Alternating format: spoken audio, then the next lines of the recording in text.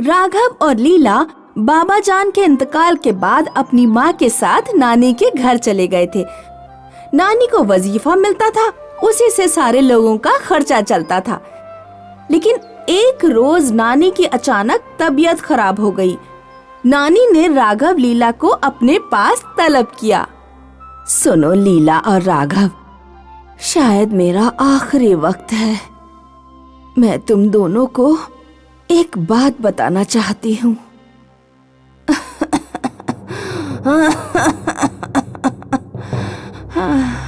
बताइए नानी, आप हमें क्या बताना चाहती हैं? इस घर में क्या नानी? इस घर में एक तिलिस्मी।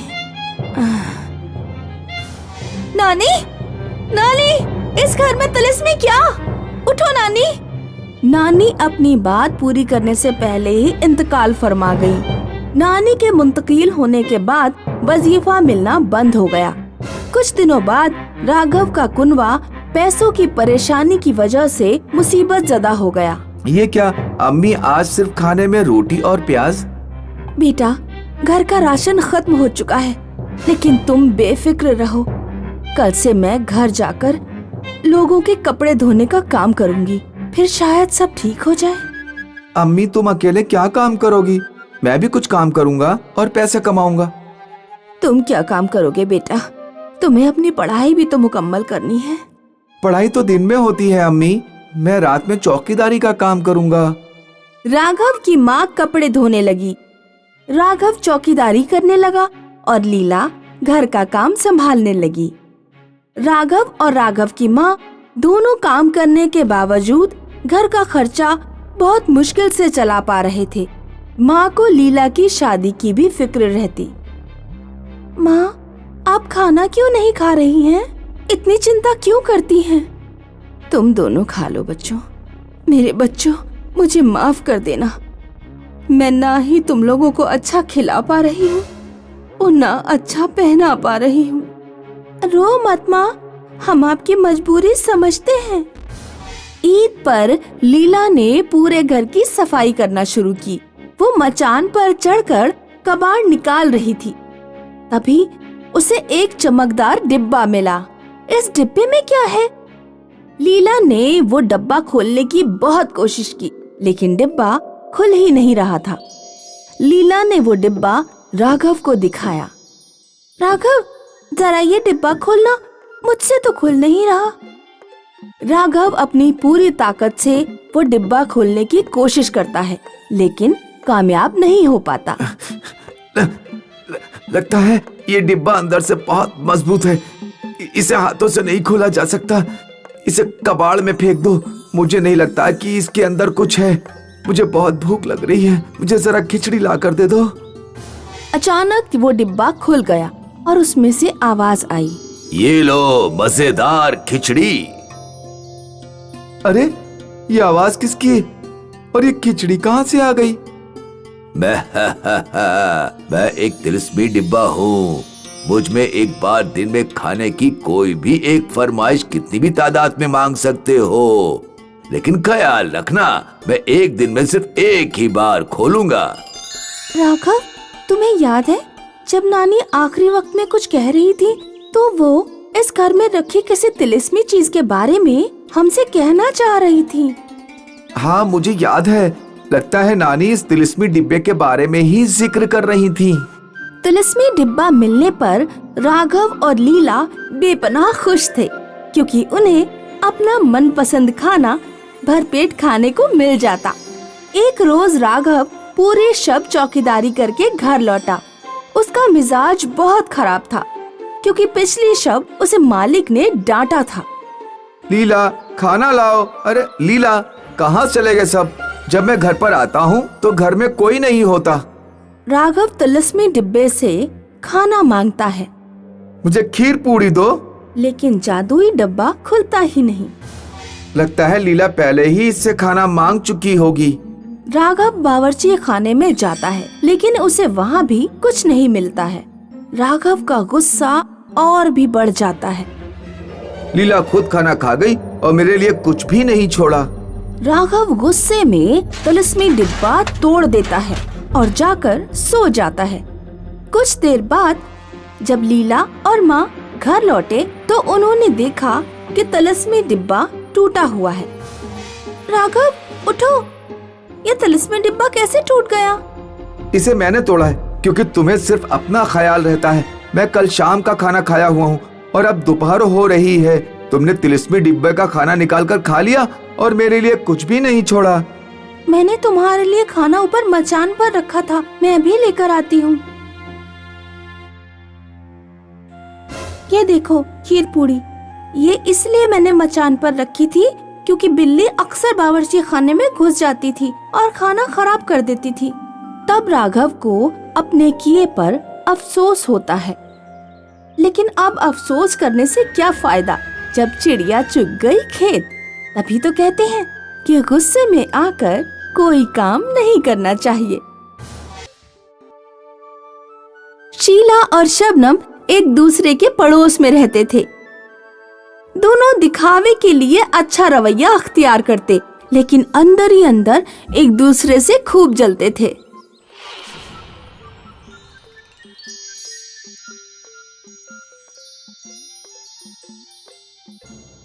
शबनम, मेरे मायके से कई क्विंटल मूली और गाजर आई हैं। लो, कुछ किलो तुम भी रख लो। बहुत बहुत शुक्रिया शीला बहन। शीला जब चली गई तो शबनम बोली, मायके से कुछ भी आए तो दिखावा करने यहाँ चली आती हैं। सड़ी हुई गाजर और मूली छांट कर हमारे घर देने चली आई। सुनो जी, आज ही बाजार चलो, मुझे ढेर सारी साड़ियाँ लेकर आनी हैं। लेकिन गाजर मूली का साड़ी से क्या लेना देना? वो मुझे जलाने आई, अब मैं भी उसे जलाऊंगी। शबनम बाजार जाकर दर्जन भर साड़ियाँ खरीद लेती है और एक साड़ी शीला के घर लेकर पहुंची। शीला बहन, मेरे शौहर बाजार से मेरे लिए कुछ ज्यादा ही साड़ियाँ ले आए हैं, इसीलिए मैंने सोचा कि क्यों ना एक साड़ी तुम्हें दे दूं। ये लो, ये तुम्हारे ऊपर खूब खिलेगी। शुक्रिया शबनम जी। शबनम साड़ी देकर चली गई, मगर शीला का खून खौल गया। साड़ी तो ऐसे देने आई जैसे कोई वजीर आजम हो और मैं इनकी गुलाम। सुनो जी, मुझे कोई इतनी महंगी साड़ी लाकर दो कि साड़ी की चकाचौंध देखकर शबनम की आंखें फूट जाए। मेरे पास पैसे नहीं हैं। पिछले ही महीने मैंने तुम्हें कुंदन दिलाए थे। मैं मुलाजिमत के लिए जा रहा हूँ। शीला का शौहर चला जाता है। इनके पास तो कभी पैसे ही नहीं होते हैं। हाँ, याद आया, पिंकी बता रही थी कि जंगल में कोई बाबा रहते हैं जो लोगों को तिलिस्मी साड़ी देते हैं। शीला बाबा के पास जंगल में गई। बाबा जी, मैंने सुना है कि आपके पास कोई तिलिस्मी साड़ी है जिसे पहनकर अगर किसी का नाम लो तो वो तुम्हारे सामने आ जाती है और जो चीज तुम्हारे सामने हो वो सोने की बन जाती है। हाँ, मेरे पास एक साड़ी है, लेकिन मैं वो तुम्हें नहीं दूंगा। वो साड़ी सिर्फ मैं जरूरतमंदों को देता हूँ। तुम्हें तो मैंने देखकर ही तसव्वुर कर लिया कि तुम अपनी अमीरी का दिखावा करने और दूसरों को जलाने के लिए ही वो साड़ी पाना चाहती हो। साड़ी तुम्हें नहीं मिल सकती, जाओ यहाँ से। शीला बाबा के सामने ही चली गई, लेकिन वो एक दरख्त के पीछे जाकर छिप गई। उसने देखा कि बाबा कुटिया में खाना बना रहे हैं। बाबा खाना ढककर नहर पर नहाने चले गए। शीला चुपके से बाबा की कुटिया में घुसी और तिलिस्मी साड़ी उठाकर अपने घर ले आई। उसने साड़ी पहनी और शबनम को जलाने के लिए बाहर आंगन में घूमने लगी। देही की औरतों ने शबनम को शीला की साड़ी के बारे में बताया। शीला तुम्हारे ऊपर खूब हंस रही थी, कह रही थी कि शबनम ने ऐसी साड़ी दी जो अपनी जिंदगी में छुई तलक नहीं, और इसके साथ ही उसकी साड़ी तिलिस्मी है। अगर वो कोई चीज उसके सामने हो और वो साड़ी पहनकर उसका नाम ले ले तो वो चीज सोने की बन जाती है। अच्छा, तो ये बात है। शीला बेफिक्र रहे, मैं उसे अच्छा मजा चखाऊंगी। एक रोज शीला ने एक खत में उसके शौहर का नाम लिख दिया और उसे शीला के घर में खिसका दिया। शीला हमेशा की तरह सुबह जल्दी उठी और दरवाजा खोलने गई। उसने दरवाजे पर एक खत देखा। शीला को ये शुमार ही नहीं रहा कि वो तिलिस्मी सोने की साड़ी पहने है। उसने खत पढ़ा, मेरे शौहर का नाम रामनाथ है। शीला का शौहर बराबर में ही खटिया पर सो रहा था। शीला ने जैसे ही शौहर का नाम लिया, उसका शौहर सोने में तब्दील हो गया। शीला जोर जोर से अश्क बहाने लगी। या अल्लाह, ये क्या हो गया? मेरे शौहर सोने के बन गए, मैं बर्बाद हो गई, कोई मेरी मदद करो। शीला ने खत को बड़ी बारीकी से देखा। वो समझ गई कि ये शबनम की लिखावट है। तो ये सब शबनम का काम है, लेकिन वो बेफिक्र रहे, मैं उसके शौहर को भी सोने का बना दूंगी। शीला शबनम के घर के आंगन में गई।